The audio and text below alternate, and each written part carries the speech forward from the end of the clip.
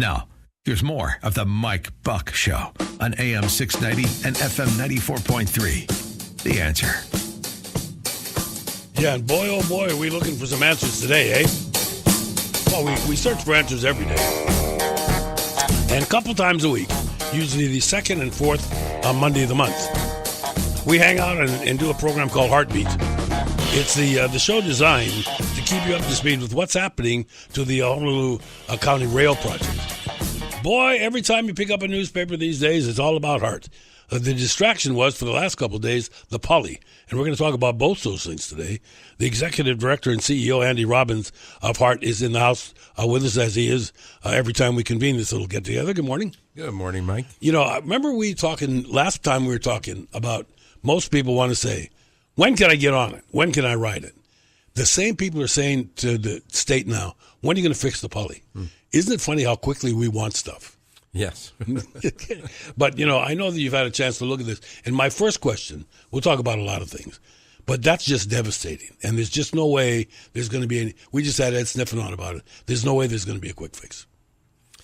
Yeah, what was interesting to me is there's three main routes from Windward. Knock on wood, right? And what this showed is even when one of them is down, it just puts so much traffic on all the other arterials.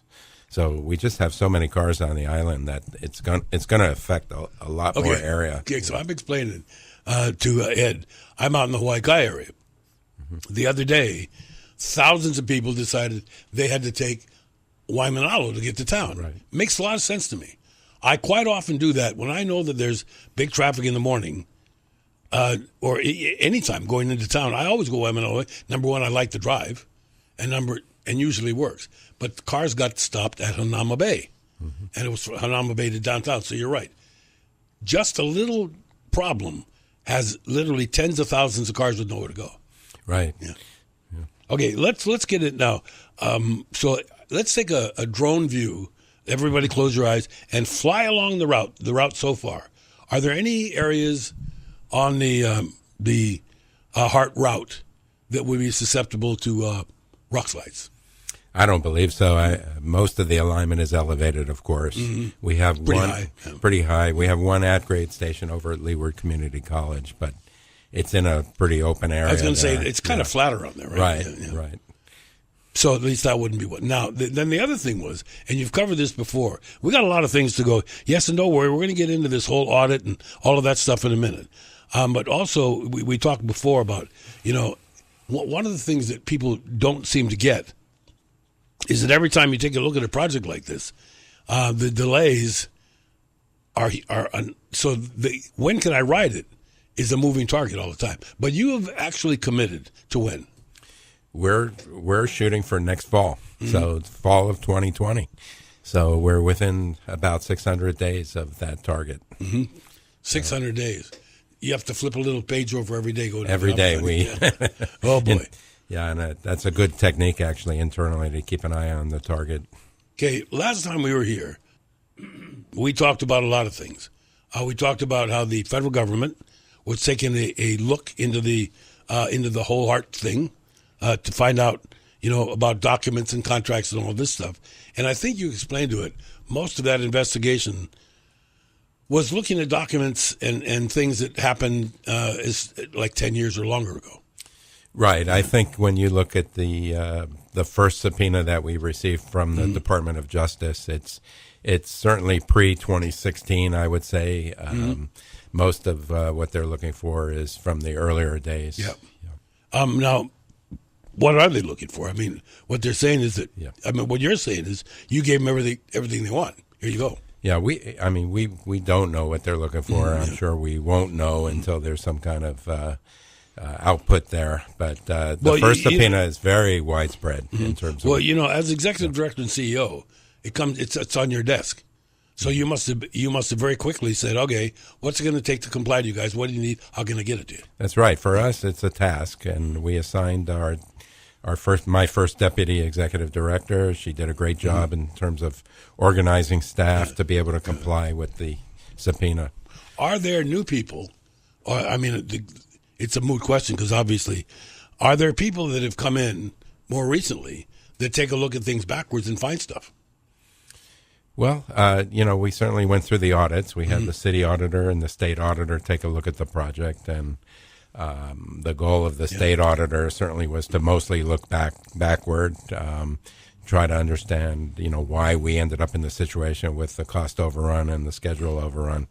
But then they also pointed out some areas of improvement going forward as well. So we will be working with the auditors on those points. Okay, Nancy says, what exactly what they're looking for in the audit? Has there been any accusation of any wrongdoing at this point?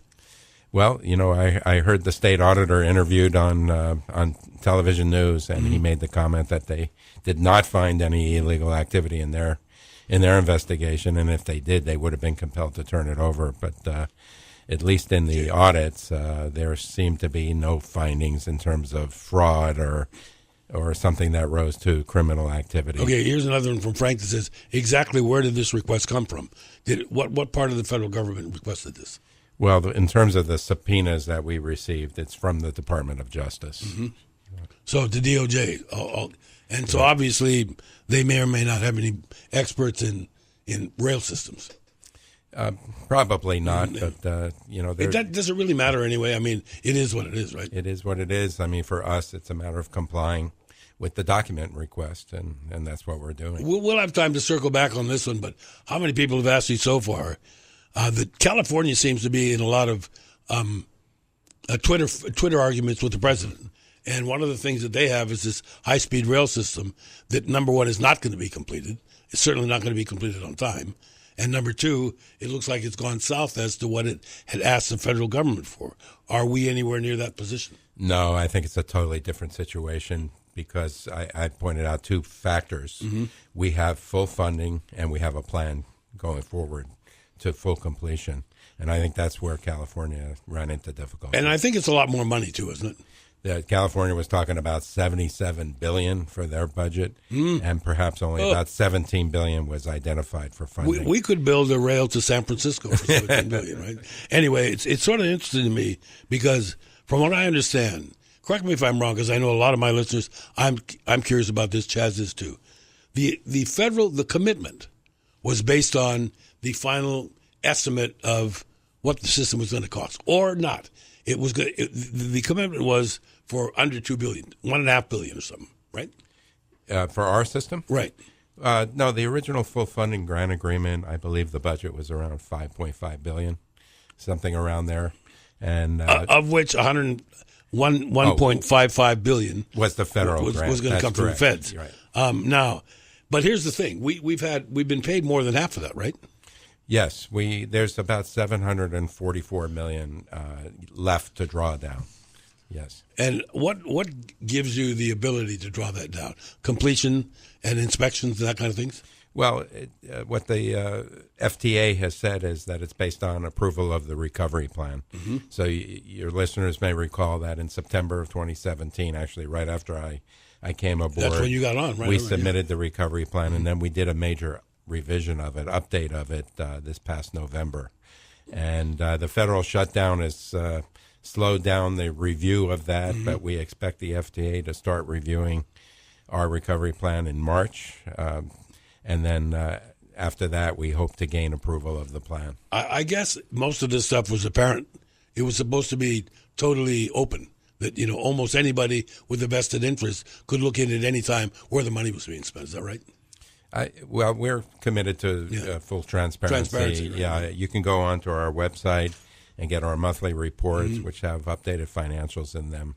There's a lot of information available. Okay, I got something that's valuable for you to get to work on time. It's the home of Hawaii's award-winning Mike Buck Show on AM 690 and FM 94.3. The Answer. Bicycle, bicycle, bicycle. Yes, there will be room for your bicycle on the train. That's something, I know a lot of you are concerned about that. And your wheelchair and your devices. User-friendly for everybody. I got something to tell you. Andy Robbins, CEO and Executive Director of HART is here. And we're talking about the good, the bad, and the ugly, about what's happened at the Pali Tunnel and some of the things that are going on with this audit. And I stumbled upon something in my notes. And I asked Andy, rather, if you could explain a little bit. And that was everybody that's spending right this minute driving in from the leeward side, they're spending 2 hours. And I've explained this, I've asked this. If the same person is going to come in when the trade's running, it's going to take him 40 minutes. Right. And so that means that you are able to really point out to people, hey, if you don't get anything out about this, how about 2 hours? What is that? What are you calling that? How are you marketing that? Well, I like to think about it as that's 2 hours more of sleep in the morning. Yeah, and then or 2 hours productivity, and 2 hours of family time in the afternoon or in the evening. So hopefully people would be attracted to that kind of service. But here's one thing that I thought was interesting. Remember last week, somebody last time somebody called in off the air and wanted to know about connectivity and Wi-Fi and all of that stuff. Mm-hmm. And of course, it's going to be there for everything. However, when you think about it, it's only 40 minutes, usually. I mean, maybe it depends on where you are. It might take you, minutes to get there. But once you get on the thing, if you're going to use your laptop, you're going to be pretty quick because you're going to be at your destination real quick. Right, and that's the longest trip. Yeah. There's other trips that'll be 15, 20 minutes, let's say. Yeah. The thing that everybody seems to light up the most is that how many trains they are. And it's not like that guy we talked about in the comic books, Dagwood and Blondie. They used to always be running for the bus and never make it. Right. The bus would be pulling away and he'd be all jammed up to go to work. If you miss it, it's really not an issue because in a couple of minutes there's going to be another one. That's what nobody gets. Yeah. Right. We have, during our peak period when we have full service, will be 5 minutes between trains. So usually you talk about the average waiting time being half of that. So about 2.5 minutes waiting time by the time you show up. If you miss a train, the worst case would be 5 minutes. Somebody asked, this one I can't quite figure it out. What about food on the train? Good question. There are going to be vendors. There's going to be snacks and that kind of stuff, right, in the station. Yeah. Obviously, you're not going to have somebody drinking a six-pack of beer on the train, but what about that? I think, the rules of the road, so to speak, are being determined now. It'll be up to the city and county, but typically food is not allowed. Yeah. I think probably a water bottle will be fine, but something with a cover. Yeah, food and drink typically is not allowed. So if you have vendors, we'd like to have lively stations, but you'll have to do your eating. I'm thinking you get there 15 minutes before you want to go, sit down, have a cup of coffee, talk story, jump on your train, you're out of there. Right? Exactly. Yeah. Is that going to be and when do you let the? I know this is cart before the horse because we're still building these stations, but when will you start letting out the opportunity for people to apply for licenses to operate in these things? You mean in terms of vending? Yeah, vending in the terminals. Right. Well, right now our stations, the system was not planned with that, but for our city center portion, where we're going to have 8 stations through the city center, we are looking to create at least provisions for kiosks and vendors and things like that. Yeah. Another thing that comes up, and it says, please ask Mr. Robbins about maglev. There's one group I get buried in stuff, and I do know that the maglev is didn't every modality get looked at? Yes, my understanding is yes. Of course, I'm sorry because it's not fair because you came along way after that decision was made. Right. Yeah. So sometime around 2006, I believe, there was a technology panel that was commissioned to look at different technologies and help the city determine which technology to go with. Okay, so when you did the numbers, I guess it must have been, all right, this is the way to do it. Right. And, I come from that industry of supply, rail car supply and so forth. And, it's very difficult for governments to go with proprietary technology.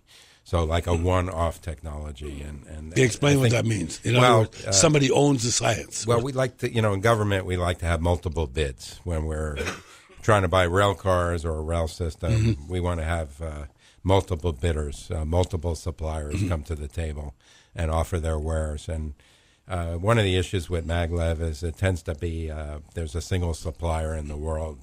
Just one.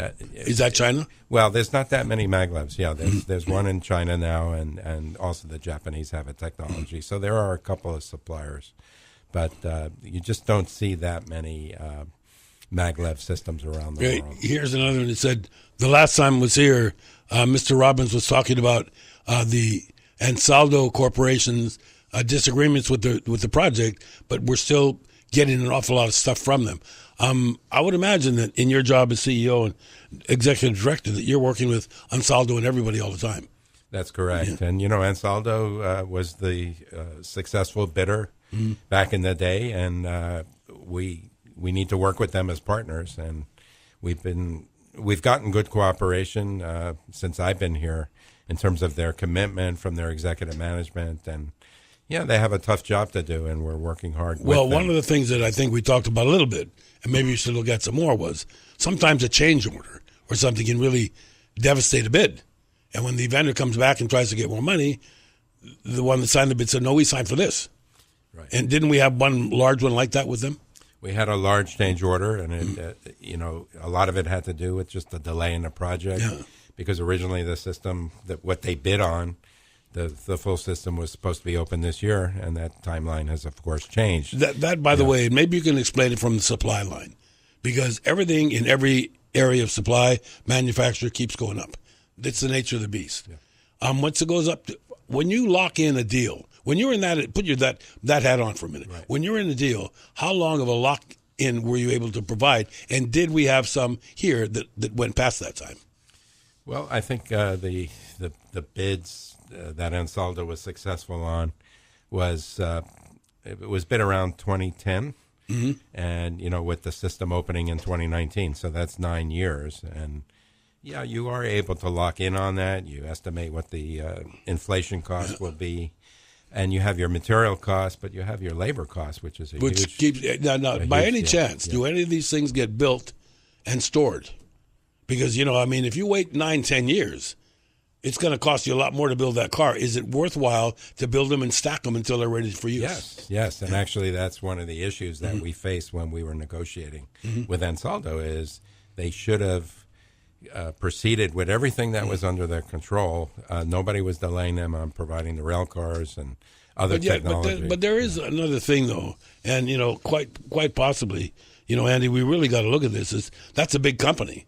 Yes. Everybody knows it's huge. But why would any company say, we'll build these things and we won't bill you for 9 years? You have to be awful deep in the pockets, are they? It sounds like they are. Well, they're now almost completely owned by Hitachi. So yes, they have deep pockets, but that's what they do. That's their business. They understand their business, and therefore they're able to identify what their costs are going to be. One of the things that maybe you can explain, when this project is done, and it will get done, it's going to be used as a model for other places. But there's still, this is another one from Nancy that says, have the prices been firmed up yet for how much it's going to cost to ride the rail and the bus all together? Let's talk about this holo card or whatever they're calling it, LA, whatever. Right. Yeah. What is that? The holo card is essentially a smart card that you can use across both the bus and the rail. Okay. And I would envision the Beaky system eventually as well, and maybe other uses in the future. But it's the idea is that you can move from one mode of transportation to another mode of transportation with just one card. You don't have to keep putting change into the fare machine. Yeah, I know that listen, there was a store the other day, and I forget what suburb, that was chastised for not taking cash. Aren't we getting there where you say smart card or whatever? Isn't that going to be the whole deal? Put it around your neck. Don't lose it because it's your life. I think that's, especially for locals, that would be the primary means. We in Hawaii, people took a long time before accepting hire purchase or credit. Most of the people that I knew growing up, families paid for stuff with money. If dad needed a new car, they saved and they bought a new car. Right. Now everything is on the borrow, right? Right. Well, this one you would load the card up. There'll be an account that you have. You can reload the card online, 7-Eleven, whatever it may be, and so it's like a stored value card. So maybe you'd go to your bank, and charge your card, reload your card from your bank. I think mostly online or in specific vendors. Yeah. Pretty exciting. Yeah. Where is that successful? I know in Sydney they have a similar thing, and you can get it. You can ride any of these things without it. Yeah. And I think that option has to be open here too. What happens if my car's broken? I say, I'm going to go catch the train, but I don't have one of these things. I can still get on the train, right? Right. There'll still be a single ride ticket that you can buy at a ticket vending machine. Yes. I'm going to keep one in my wallet for just in case. Yeah. 7:30 is the time. Andy Robbins, the executive director and CEO of HART, is in the studio. We got more stuff to talk about, not just the Pali, but also this ongoing investigation. Talk about a lot of things. If you'd like to join the conversation, the Mike Buck Show at Gmail seems to be the happiest way today. The Mike Buck Show at gmail.com, or on the phone at 1-833-296-TALK. That's 1-833-296-8255. Got a comment? Think you've got the answer? Call now at 1-833-296-TALK. That's 1-833-296-8255. And here's more Mike Buck on AM 690 and FM 94.3. The Answer. Thank you, Chaz and Tyso. Welcome back to the Heart Hour. The heartbeat, as a matter of fact, as it keeps beating. Thank goodness. And there's a lot of interesting things. You know, a lot of us, I know friends on the mainland, I'm sure you do, and I know friends in foreign countries that ride public transportation all the time, because it really doesn't make sense to do that. We can talk about how many people down the road, Andy, are going to say, well, let's be a 2-car family instead of a 3-car family. But let's talk about what's happened. Once back, reverting what's going on right now in the Pali. Big, traffic messes. If that rail were working right now, wouldn't it have taken a measurable amount of cars off the road and saved countless hours of people sitting there? Yes, well, our projection when we're fully open is about 40,000 car trips will be removed and 40,000 the rail. Yeah. Yes, so people coming in from the west, for example, who are being impacted by the Pali may not think that would be happening, but it is. So happening. if you take 40, what you're really talking about is 20 times 2, because they leave their house, right, and they go and then they turn and they go home. But that's still 20,000 automobiles. And I read something the other day, I bet you read this too. There are more people, more cars than people in Hawaii, on Oahu. Well, I think it's pretty close from what I understand. Well, when you take in company vehicles and rental cars and a lot of those things, that pushes the number up. No. But isn't it funny that when you're going to do something in a neighborhood, like rebuild or put in something in a cul-de-sac, you have to, agree, cars got to stay on your property. Right. Okay, here's the other one. Here's the other one. It says, we haven't talked about this for a long time. This is Bob. Bob wants to know, how much parking is there going to be around rail stations, and what sort of a cost will that be, and will it be figured into anything like the ride you're talking about? That's pretty. First of all, would it be figured into anything? I'd probably no. Pretty hard to gauge that. But what sort of? Let's say that I am in an area that's 2 miles from the rail. So I need to either get dropped off or walk or ride or take my car. What sort of parking facilities do you anticipate? Well, when we're fully opened, what was planned into this system was 4 park and ride lots, primarily in the west. Mm-hmm. The planning concept was mostly considering people would either use the bus or bicycle, or nowadays it could be Lyft, Uber, those type of systems. But there will be 4 park and ride systems, and the city has a rate commission that's looking at the issue of how much. So would that indicate that if you're at a park and ride, and there's not a station there, that you're going to jump on a jitney or a shuttle or something? Something like that, eventually the city will look at reconfiguring the bus system so that it works together with the rail system. I do know that there's been, and I don't know how often you meet with the bus folks. But the bus folks have been providing a terrific bus system for an awful long time. So it must be gratifying to HART to know that the bus company's in pretty good shape. Right, and that just shows the public transit ridership potential that's here on the island, because they do very well.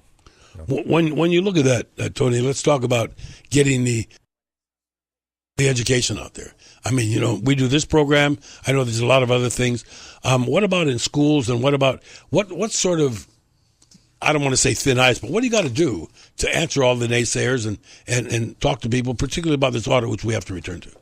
Well, I think you're right. It's about education for us, and the more we can engage with the community, provide the basic information, and have a two-way dialogue, I think the better. Some people are going to always have their opinions one way or the other, but if we can provide facts out and put those out there, then people can make informed decisions. I know a lot of people that are waiting for this because, and I knew I was going to get this one too. This comes from Judy. Please ask your guest, what about employment? How many people do you anticipate once the system's up and running will be employed by HART? And maybe we shouldn't even say HART, employed by the train. Yeah, not so much HART, but the folks that are going to actually be doing the operations and maintenance. So Ansaldo Honolulu, for example, will be very involved in that. And my understanding is they're going to start hiring next month for a lot of the workers that are needed for operations and maintenance. Typically, which gives them a pretty good, they have history. They know how long it takes to ramp that stuff up. Usually it's about 18 months before you actually have to turn on the system. So we're anticipating fall of next year for the first rides, public rides. So this is about the time to start ramping up. Yeah. But when you look at the number of people, is what I was getting at. Do you have a ballpark number between office, administration, security, yes, mechanics, all that? Yes. When the full system is opened in 2025, the actual O&M staff, as we call it, will be somewhere around 300. That's pretty good. And that doesn't necessarily include all the security folks and cleaning folks, but the permanent staff would be around 300. Would all of those anticipate to be city employees? No, they'll be either Ansaldo employees, public, private, mostly private. Yeah, yeah, which presents a great opportunity. But the city is looking to hire several people as an oversight group. One thing that you said last time, and I thought, boy, these things are going to be brand new. But you often have a contingency of so many cars being in the shop. Right. So for interim opening or our initial opening of the first 10 miles next year, we really only need 4 trains to be operating during the day. Great. And we'll have 20. So we have a big contingency. But then when we get to the full opening, the expectation is that 17 trains out of a total fleet of 20 will be used every day. What I think is sort of interesting to me is that people look at their own vehicles and they say, my car doesn't break down that often. No. But they're not going for the amount of hours and repetition a day, right? So a typical car will get how much use in a given day. Because, wait a minute, let's make sure that people understand. At this point in time, what are going to be the operating hours of the train? My understanding is that essentially from 4 in the morning, somewhere around there, until 1 in the morning. Perfect. Yeah, okay. So a long period of time. And as far as the uses of the trains, we expect well over 1 million miles per train before it would be time to even think about retiring a train. That's pretty good. Yeah. Maybe, and that's because, let's talk about another thing, and that's moving wheels. Because the wheels aren't being driven. Is that correct? They're not being driven like with a drive shaft. How does it work? They are driven by an electric rotary motor. Electric rotor, yeah. Mm-hmm. And so the power is overhead. No, it's going to be a third rail type system. Wait a minute. Yeah. I didn't know that. I thought all this time there was going to be overhead. No, we have the opportunity to avoid that type of aesthetic and go with a third rail. So from the street level, you won't see any power lines. How does the rail get the juice from that? Well, it's fed through cables from a traction power substation, as we call it. Okay, now, does that mean that there's a big old battery on the train? Not so much a battery. There is a battery, but not for that purpose. But there's the 700. The vehicle receives 750 volts DC, and then there's an inverter on each car of the train to convert it to AC power to drive the motor. Pretty exciting. Okay, we can take a look at traffic, speaking of that, and talk with Tyso Braden, and come back with more with Andy Robbins. If you'd like to join us, it's pretty easy. 296, wait a minute, it's 833-296-8255. Okay, and then also the Mike Buck Show at gmail.com. When we come up, we're going to get back to this one. There's actually a couple here that says, this is interesting. Wait a minute. Oh, that's on the plastic lunch boxes. Here's one for us. It says, I rode a monorail in Yokura, Japan. It was a 4-car train. Except for the track, I couldn't see so much different from light rail and train. Could you please ask your guest to explain the preference of one over the other? Monorails? Yeah. Okay. I can answer that. Yeah, go ahead. Oh, right now? Yeah. Yeah. Well, monorails are typically rubber tired, believe it or not. You don't see them because the the monorail train sort of wraps around the drive system. Oh, but so you don't see it, rubber but that's what tires. they're, yeah. And then there's a stabilization system because, as the name implies, it's a single beam that the train is running on. Is the tire inflated with air? Yes, or it could be nitrogen. But something's in it. Right. Now, here's more of the Mike Buck Show on AM 690 and FM 94.3. The Answer. Yeah, that's right. It's Magnum Monday. And I think as soon as the rail gets rolling, we're going to have to shoot a Hawaii 5.0 or Magnum series on that for sure. And, that's the other thing. We are spending time, this is our the heartbeat. And we do this at least a couple times a month. And our guest is the CEO and the executive director of HART, Andy Robbins. And we come in, it's like we have a few suggested points that we have in mind. But basically speaking, we just want to know what's going on with you guys. And the easiest way to comment is to get us on the horn. Let me go to this now. Oops, I got the wrong one. Anyway, I'll get to you in a minute. I want to go back to what we started in the first place because the audience changes every 10 minutes. A call for the agency, for HART, to produce documents, tons of them. Can't really speculate on what the feds might be looking for. That's what I'm guessing. I heard that you said that. So that doesn't, but you're giving them whatever they want. Yes, we must comply, and we will comply with the directive that they've given us. And, I think in terms of if they're looking for a bad actor that has been involved in this project at some point, I think we all would agree that they should face the music. Absolutely, in terms I of agree. anything they did, but it really should not affect the delivery of the system for the public good, and that's what we're trying to focus on. I'm glad to hear you say that, and the reason why is because it's not beyond my ability to conceive that there might be some people out there that did a few bad things. Yeah. As a matter of fact, I'm almost going to count on it. But what is the severity of it? And is it ongoing? Did it get fixed? Is there restitution involved? All of that stuff. Right. So that's what we're doing is we're cooperating on the one hand with the director to provide documents, correspondence, but we're also moving the project forward. And I think that's the only thing that we can and should do. Yeah. And by the way, we have a lot of cases right now that are out in front and bothering a lot of people. But you can't expect a bunch of now. That's another thing. I don't want to say it's been 100%, but hasn't there been a large and expected turnover in the HART board? I mean, it's not a lifetime commitment that any of these folks are making, right? Right, and they're volunteers, so the amount of work. By the way, they're not paid. They're not paid, and the amount of work that they put into it is truly impressive. Yeah. How many are there about? We now have 14 or 15? Yeah. I knew it was somewhere up there. Mm-hmm. And other than that, how many people does HART actually employ besides yourself? Our regular staff is about 130, and then it's supplemented with specific third-party consultants that we use. So that means that basically there's a lot of HART conversations going on all day, every day. Every day, and for me, that's the fun part of the project, is that I'm involved in design and construction meetings. We're solving problems, and we're figuring out how to continue to meet budget and schedule moving forward. I talked to one of your engineers not too long ago, and what he's waiting for is his kid can't understand what he does for a living because he works for HART, but there's no train. And so what he's waiting for is when they're driving down the street when the thing's active and say, I built this.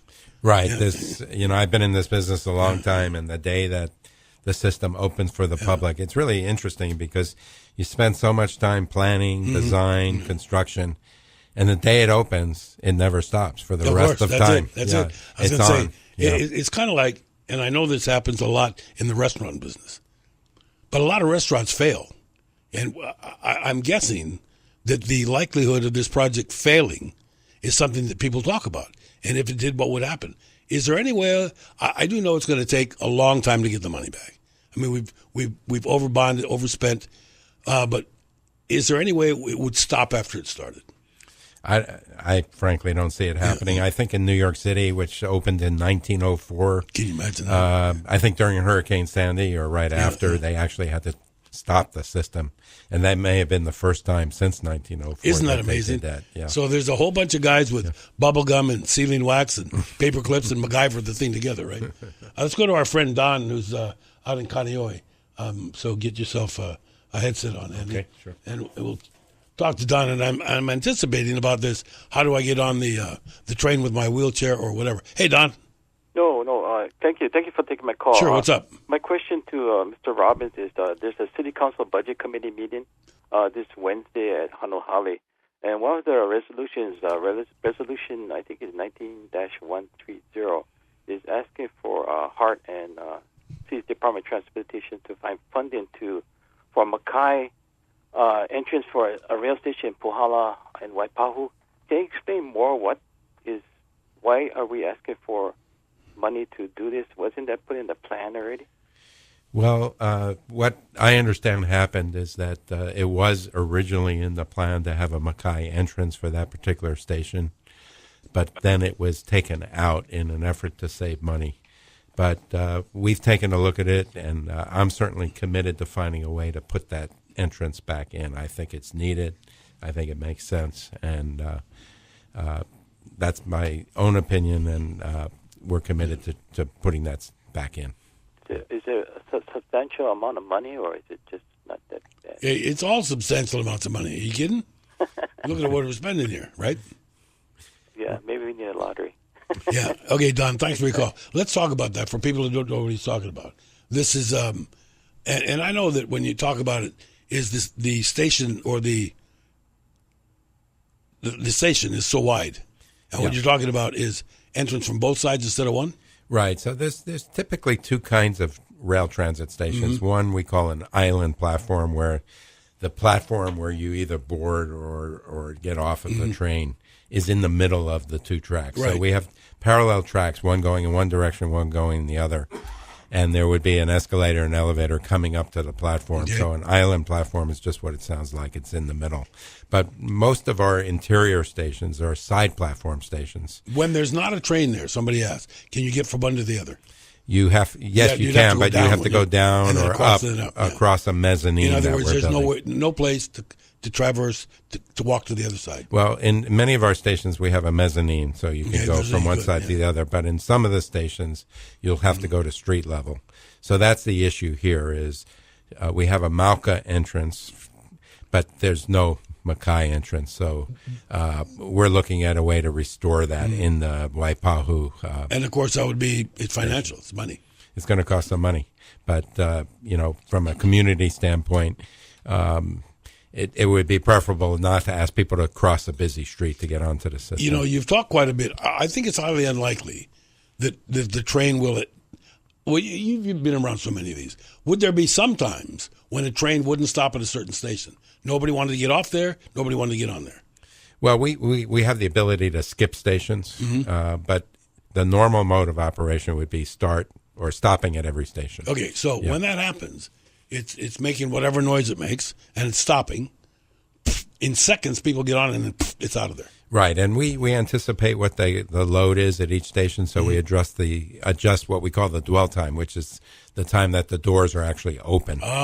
So in many cases, it might be 20 seconds or less. Who tells the guy in the back how long to wait?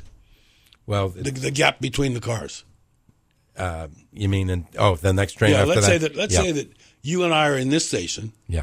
Is the next one at the station the previous one? Is it that far away? Not necessarily. So as I mentioned earlier, for normal operation, we want a 5-minute time between trains. So we have an automated regulation system that does that, and then there's of course a safety system that keeps the trains separated. Yeah, it's kind of fascinating. By the way, those of you that are calling now, it's a little bit too late. Okay, let's get to the bottom line here. As far as one more time, the materials requested of you by the Department of Justice. Where does that stand right now? Do they have everything they need? Not yet. We're still working on it. The first subpoena that we received was very far-reaching, tens of thousands of documents. So we've, through our attorneys, we've communicated with the Department of Justice, and they've given us a bit more time, and they're willing to accept sort of a rolling production of these documents. How long does it take them to make heads or tails of this? Do we have any idea? I have no idea, but there's a lot to go through, I'm sure. Yeah. Okay, so that being said, let's get back to the other side. One more question, and that is, as you know, President Trump got cross swords with California and literally took back some federal money on their fast train system that's not getting completed. Is there any correlation between what's happening to them and what could happen to us? No, I don't see any correlation. We're fully funded to go to Ala Moana all the way, finish the project, and we have a plan. And they don't owe us that much more money, do they? They owe us, but $700 there's about $744 million to still draw down. Chump change. What's $700 million, you know? You guys got to worry about those numbers all the time. Andy, thanks so much, and we'll see you next time on Heartbeat.